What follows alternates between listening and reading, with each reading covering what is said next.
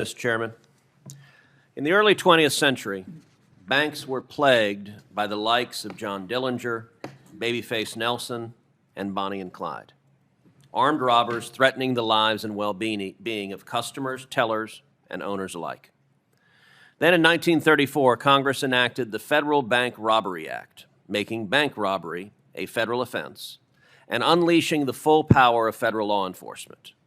Bank robberies fell dramatically, and the violent shootouts, shattered bank vaults, and frantic getaways of the past have now faded into history. But while Congress protected the bank vault itself has moved. Today it sits on the sidewalk, in the corner of a convenience store, at a gas station, on a backcountry road, exposed and beyond the protective arm of federal law. And criminals have taken notice. ATMs have replaced banks as the main target of cash robbery. That's why, together with Senator Ruben Gallego, the ranking member on the Digital Assets Subcommittee of the Banking Committee, I introduced the Safe Access to Cash Act, bringing the Federal Bank Robbery Act into the 21st century. Millions of Americans rely on ATMs to access cash as a lifeline, to buy groceries, to catch the bus, to make rent. These are working-class Americans living in urban and rural cash deserts, where the only source of cash might just be a lonely ATM. Take the tragic story of Juan Lopez, remembered as a hardworking man and a good father. Juan was on the phone with his sister withdrawing cash from a standalone ATM when he was brutally murdered by a group of men. It was Black Friday, the day after Thanksgiving. He was just 29 years old. Juan's story is not an isolated tragedy. Even worse, most of these crimes are never reported. There are now over 530,000 ATMs in the United States, handling more than 10 billion transactions every year. As bank branches decline, with roughly 20% fewer today than a decade ago, thefts at ATMs are rising, increasing 21% year over year.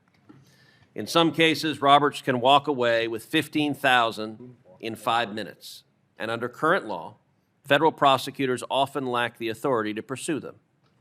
And as far as federal law is concerned, it's smarter for a robber to hold up a mom-and-pop shop or a man like Juan waiting at a standalone ATM than to try to break into a protected bank vault.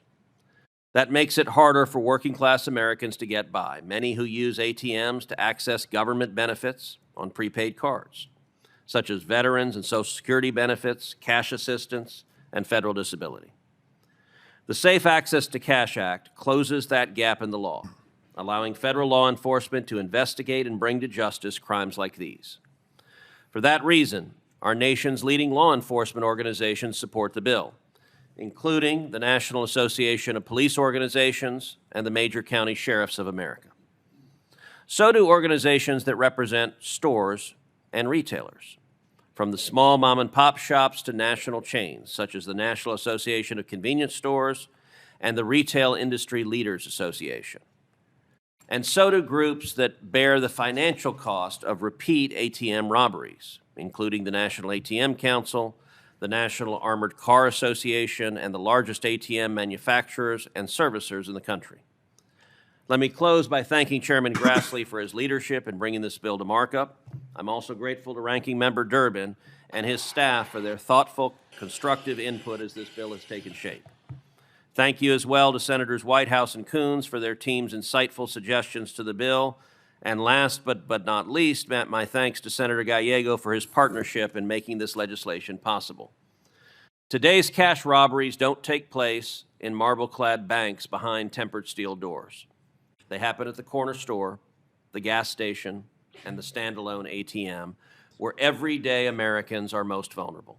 So I ask the members of this committee to vote yes to ensure safe access to cash for working Americans. Thank you, Mr. Chairman. Senator Durbin. When I go to the supermarket,